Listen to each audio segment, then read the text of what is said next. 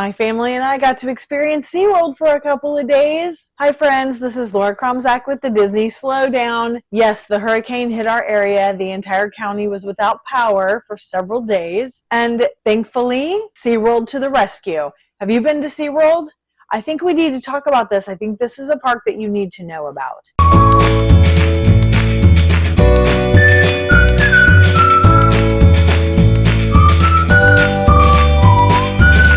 First of all, the plan was not going to SeaWorld. This was completely spur of the moment. My daughter Emily wants to go to SeaWorld for her birthday, and I told her I would take her and a friend in November as a birthday trip. So I went ahead and bought an annual pass. I'll talk more about tickets and the best way for you to purchase at the end, so stay tuned. But I had looked at all the information and I decided the best way for us to do this was to go ahead and get an annual pass. Well, that came with a free friend ticket. And then I also purchased an all-day dining, and I didn't really understand what that was, but I went ahead and grabbed it just in case it was something like what Six Flags has. So after I found out all that information, I asked my husband if he wanted to go to SeaWorld with me and we could go check out the park. None of us had ever been. I had a bring a friend free ticket and I had all-day dining. So he's like, yeah, let's go. So when he and I went, we pretty much just walked around and kind of checked the park out. It took a lot of footage, but then Helene came in and she nailed us. So we were without power, and I was checking SeaWorld because they had given us another bonus bring a friend ticket, and a single day ticket included all day dining for free. So I said, hey kids, let's go to SeaWorld. So I went to SeaWorld 2 Saturdays in a row. First, let's talk about the park itself. It's a smaller park. This is definitely not a hold your hand park. This is more of a free range park. They expect you to kind of get yourself where you need to be and figure it out. You do not have employees standing every 10 feet telling you which direction to go. I had to get back into like the Six Flags mindset or even the Wild Adventures mindset, because when the kids and I went and we started riding rides, you just roamed wherever it was you needed to go, figured out the lockers. There weren't a lot of animal ambassadors hanging around for you to ask questions. You get into the line for the ride and then you line yourself up in whichever bucket or place on the train you want to be in, and you let yourself on the ride.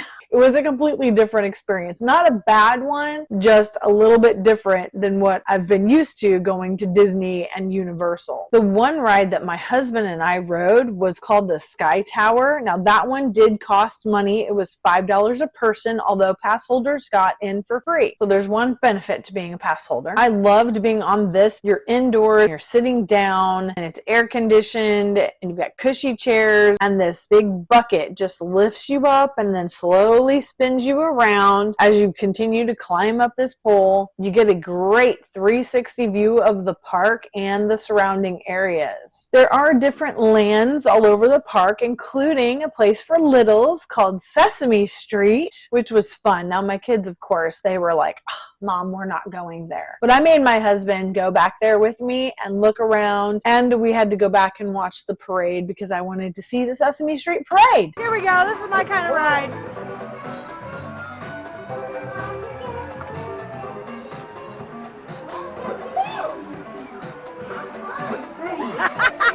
Oh, you're supposed to avoid that. I gotta avoid the banana. See, I can't even do this when I'm just standing here. Avoid the cone. I can count. No bananas. Hey, look, it's a driving game where I don't crash. Isn't that amazing?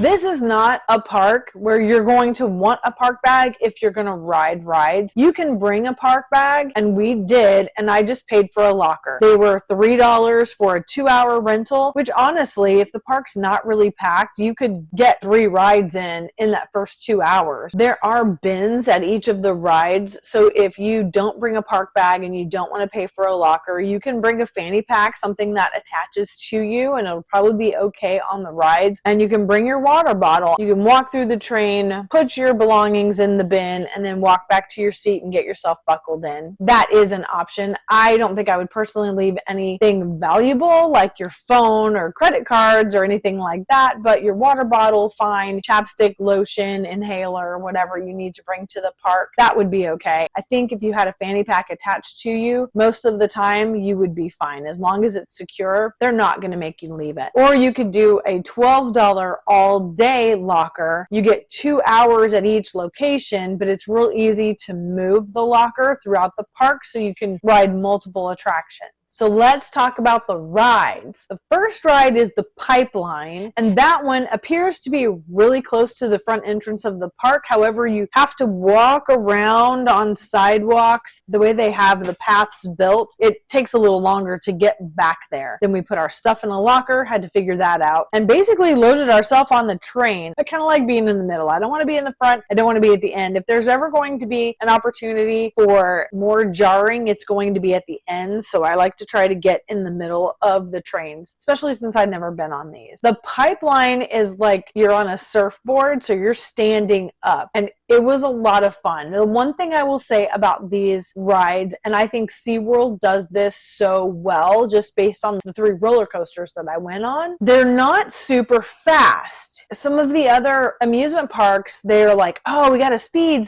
them up. Well, that can make them so jarring that they just beat you up. So I thought SeaWorld nailed this. They have the right amount of speed, and you can feel all the whoops and swoops as you're going on the roller coaster. The tracks are huge. I couldn't believe how big these roller coasters were. But I did not have a bad experience. They are all great. I didn't feel like I was beat up. So if you enjoy roller coasters, but maybe you're a little worried about getting out of alignment, I think these would be okay for you. Definitely do more research. I was surprised that the majority of the roller coasters do have a 54-inch height requirement. So if you have short kids, you want to look at those height requirements before you plan your trip. Now, there's plenty of things to do in this park without riding the rides, but don't expect to be able to take short kids on all of the roller coasters. A couple of them were smaller height requirements. The one bad thing about Pipeline is because you are standing, then there's also a seat. It's almost like a bicycle seat, although it's not padded, and it probably should be, because a couple of the hills, you get a little bit of a crotch hold. Your feet are no longer standing on the platform, and that was a surprise.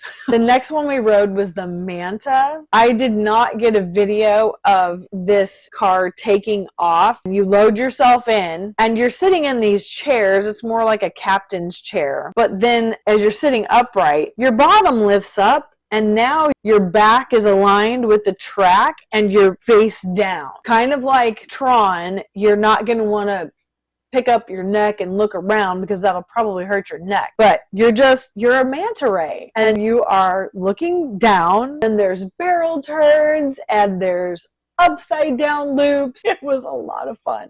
We had a blast on that one. The third roller coaster that I rode was the Mako. Now that one you're just sitting in a regular car, and it was actually raining, so I have no idea what this track looks like because I had my eyes closed the whole time. I did not want to get raindrops in my eyes. I know that I enjoyed it.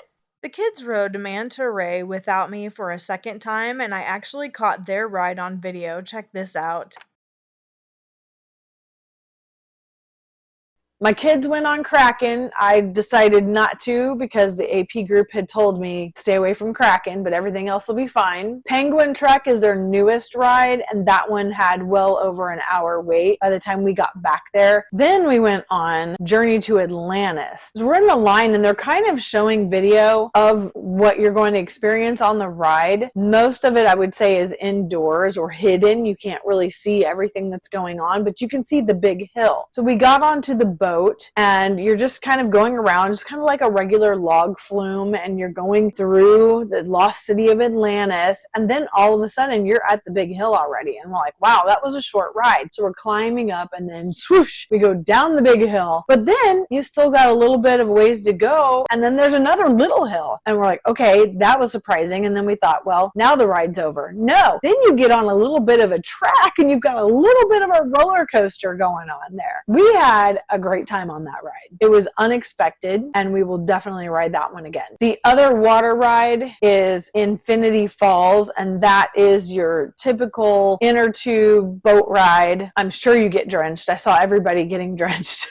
It had a 75-minute wait. We didn't want to wait, so we didn't ride it. And then the Icebreaker is the last roller coaster. Jaden and Samara tried to ride that, but the line was taking a really long time. We still have no idea why, and it was close to the end of the day, and the last Orca show was at 5:15, and we all wanted to see that. So they ended up not riding the ride, getting out of line, and then meeting Emily and I over at the Orca show. Now, the section with Sesame Street, all of those obviously are little kiddie rides, and we didn't spend any time in Sesame Street. So if you have littles, there are opportunities for them over there. And I think there's 5 or 6 rides over there just in Sesame Street. The Flamingo paddle boats are also a $5 per person, and that includes AP holders, but they were just paddle boats. We didn't really have any desire to do those, but I think that's all of the attractions. If your family likes roller coasters, I think SeaWorld needs to be on your list. SeaWorld is 100% cashless. So you've got to make sure that you have your Google Pay or your iPay, or bring a credit card. So don't think that you can bring your money. If the kids want to buy something, what I usually do is I don't want them to bring their money into an amusement park anyway. I would just write down the amount that they have or keep track of it on notes on my phone and then just put it on my credit card, and then they give me the money when we're back at the hotel or back at home. Don't think that you can actually bring cash into the parks and pay for anything, because it's not going to happen. SeaWorld is celebrating their 60th anniversary. That's right, SeaWorld has been in Orlando longer than Disney has. And the way the park is structured kind of shows. The bathrooms, there's only like 6 stalls. I was really surprised at how small the bathrooms are. Thankfully, there wasn't ever really a long wait. And also, remember when I told you it reminded me more like Six Flags? You'd be walking down this path and there's nothing to see. They just have walls up. So they're not really concerned about theming or ambiance in SeaWorld. They're just like, this is the path you need to go down, and so there's no questions, we're going to wall you in. Not a bad thing, just different from what I'm used to, or what I've been used to for the past few years. If you're finding this video helpful, would you please like this video, subscribe to my channel, and hit that notification bell so you know when I post another video. I really appreciate your support. I also really value your input. We're in the middle of planning my mom's first trip to Disney, which is going to happen in December. But what else would you like to know about Disney, Universal, SeaWorld? I mean, hey, it's all on the table. I would love suggestions of what you would like to see as far as a video from me. Are you planning a trip to SeaWorld? Have you been to SeaWorld? Is there a tip or a trick that you can provide to somebody else? Say, oh yeah, you definitely want to do this. Let us know in the comments. Do you have any questions about SeaWorld? I would love to help you answer those. Let's talk about animals, because obviously SeaWorld has got a lot of animals. There are 3 ways that you can experience the animals for free. There are viewing areas and aquariums all over the place. Then some of those locations are going to have keeper talks where they tell you about the animal, its natural habitat, what SeaWorld is doing to help rehabilitate a lot of these animals. A lot of them are rescue animals. And then there are the shows. There are 3 major stadiums. You have the Sea Lion and Otter show, then you have the Dolphin show, and you have the Orca Encounter. Now, those shows have specific times of when they happen. You need to check the schedule for the day that you're going to see when those shows are happening if you are wanting to prioritize those. I will tell you, it's not something that they're just going to lock you out of. If the show started at noon and it's 12:05, you can still go into the stadium and find yourself a seat. Now, if you want to be down in the splash zone, which is down at the very bottom, closest to the pool, you're going to have to get there early. But if you just want to see it, you can walk in right as the show's starting, and it's totally fine. They let you do that. The shows are only about 15 or 20 minutes long, but there's only a show maybe every 2 or 3 hours, so definitely check your schedule. There are also opportunities for you to encounter the animals for a fee. There's feedings, and there are other kind of little personalized or more individualized encounters with some of the animals, and that's all going to be found on the SeaWorld website. When we talk about strategies, I'm going to tell you a little bit more about those as well. If that's something that one of your kids is really wanting to do, there are multiple opportunities and different levels that they can experience those. All right, let's let's talk about some of the negatives about the park. Yes, there were just a couple. First of all, the traffic getting there. That first Saturday when my husband and I went, we didn't leave our house till about 8 a.m. So we were there at about 10:40, and I'm like, perfect. Thought we'd just slide right in. Oh no, you're not sliding right in on a Saturday. You're right there at Interstate 4, which is always a parking lot, the Central Florida Parkway, International Drive, and there was a lot of traffic. We sat in traffic trying to get into SeaWorld for about 40 minutes. And they have the huts where the people are taking your money, or you show the pass, or you can go and park. But for some reason, they only had one person per hut. So one person was working 2 lines. It took forever.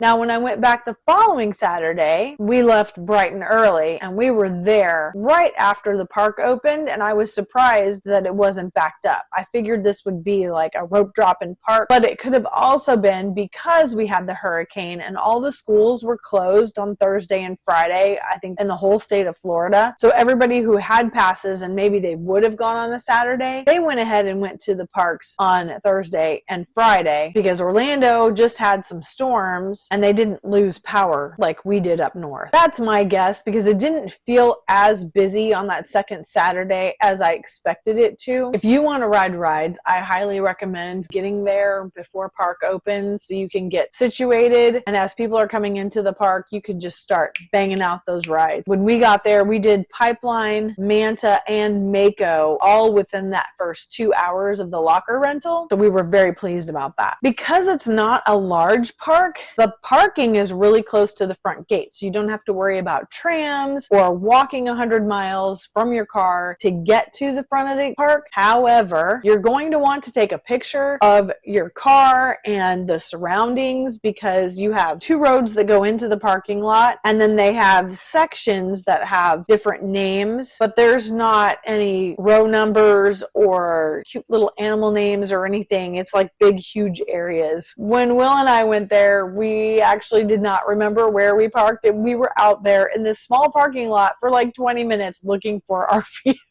And when the kids and I went, I was prepared, and I'm like, okay, we got to remember where we parked. We parked really close to the walkway, so that was easy. Exit was one of the exits was right behind us. The front gate and security check was right in front of us. That was a lot easier. Just need you to be aware of that, because I was not prepared the first time. All right, let's talk about the food. I mentioned about the all-day dining, which is something that SeaWorld offers. You can eat every 90 minutes, and that's an entree, a side or a dessert, and a drink every 90 minutes. It's ridiculous the amount of food that you can get on this all-day dining. The upside to that is, even if you only use it twice, you only get 2 meals in the park, you've saved money. This is the most expensive amusement park food I have ever seen. Which is why the all-day dining is actually a deal. Normally it's about $50 per person per day, but you get to eat every 90 minutes. I think the cheapest meal that we got was about $30, and that was the flatbread pizza. The most expensive meal we got was the beef brisket, which was very tasty, by the way. And surprise, a lot of your entrees, except for the flatbread pizza, come with a side. It's cafeteria style, so you grab your tray, you start with your drink, you grab your side or dessert, and then you go to the hot food. We grabbed our drink, we grabbed a salad, and then we got over to the hot food, and we said, oh no, we don't want fries with that. We've got our salad. And they said, do you have all day dining? I said, yes. And they said, oh no, the fries come with it. So we got chicken strips and fries and a salad and a drink. I was not prepared for that. The kids and I also got to eat at Expedition Cafe, which had a lot of different types of food. So there were chickens and there were burgers and there was flatbread pizza, and they also had some Asian food. We decided to get orange chicken, teriyaki chicken, beef and broccoli. They had fried rice that came with it, and then you got another side. Now the downside is, if you're looking for different sides or different desserts, they're not going to have them at all locations. It pretty much is just whatever is there. And they can be different each day. That first Saturday that Will and I went, we went to Voyager, got the beef brisket, and they had carrot cake, and that was the best carrot cake that I've had in a very long time. The kids and I go back the next week, and I never saw carrot cake. Everything was decent. It's just really expensive. Most of your fountain drinks are Coca-Cola products. They did have some freestyles throughout the park where you could refill your water and ice. You could always ask for courtesy waters as well. And guess what? I don't know why, but SeaWorld's water does not taste like sulfur, unlike Disney. Well, at least unlike Magic Kingdom. So whenever we got our food, we went ahead and asked for courtesy waters, and we could refill our water bottles, or we would find a freestyle machine and we could fill up with ice and water. You can get the refillable cups if soda is your thing. Those are available. I think they were $20 a person, and if you bought multiple, there were some discounts. The only reason why we did get drinks is because it came with the all-day dining. The other downside to this all-day dining is that I would like it if we could have gotten an ice cream. So with Six Flags meal plan, we could get 2 meals and a snack every time we went to the parks. It was fabulous. But with this, you're only getting an entree with your fries, your side, and your drink every time. If you want an ice cream cone, that's going to be extra cost. The third thing that I didn't like about the all-day dining is you cannot do mobile order with all-day dining. You have to stand in the line. Now, because they are currently running their Howl Scream event, they're closing the park down at 8 p.m. And you think, oh, that's not bad at all. Well, no. Half of the park starts closing down at 5 p.m., 3 hours before closing. That was a little bit ridiculous. I was prepared for it the second time. So when the kids and I went to the Orca show, I knew, okay, we're going to grab our flatbread pizza at this pizza place right outside of the Orca show, because by the time we get out of the Orca show, that pizza place is going to be closed. And it was. They apparently have some kind of a nighttime water and light show, but that is not running right now because of the Howl Scream. So I'm excited to go back in November when the park is open until 10, and I want to see this nighttime spectacular show.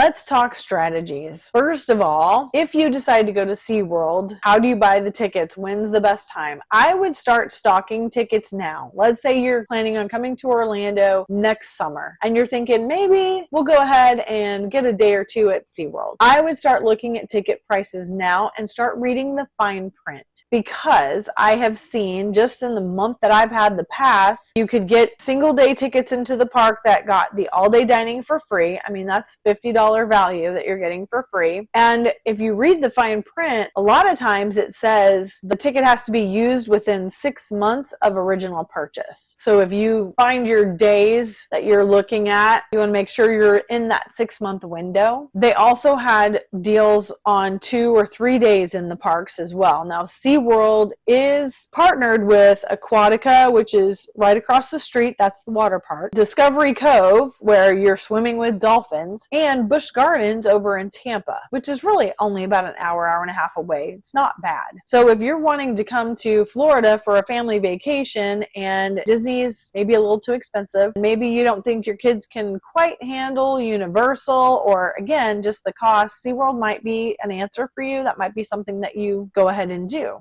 Let's talk about the passes. I would look at the benefits of the annual passes and when you're going to be here. And don't get confused with the bring a friend free ticket. All the annual passes have those free tickets spread out throughout the year. So you just need to pay attention to that. The free parking is $32 per vehicle. Then the annual pass members also get discounts on food and merchandise. You also get discounts on animal encounters or animal feedings, and sometimes, depending on when you're coming, you might get free animal encounters or free animal feedings, or a bonus $10 SeaWorld bucks that you can spend in the park, bonus photo pass. They have several months of benefits on the website now, so you can kind of go into the annual pass and look and see what they offer each month. Hopefully, they will have the month that you're going to be here, they'll have that posted, or you can wait a few months and then you can look and see what those benefits are. It might be worth it for your family to get one of the annual passes. You just have to look and see when you're going to be here, what you want to do, what you want to prioritize, and how many days you're going to stay. There are definitely ways to do SeaWorld less expensively than any of the other parks in Orlando. I think they have great rides. We enjoyed the animal shows as well. So tell me, is this something that you think your family is going to want to do? Is this going to change some of your plans? I'd love to know in the comments. Thanks for hanging out with me. Thanks for your patience while we got our power back on, and I look forward to seeing you on my next video.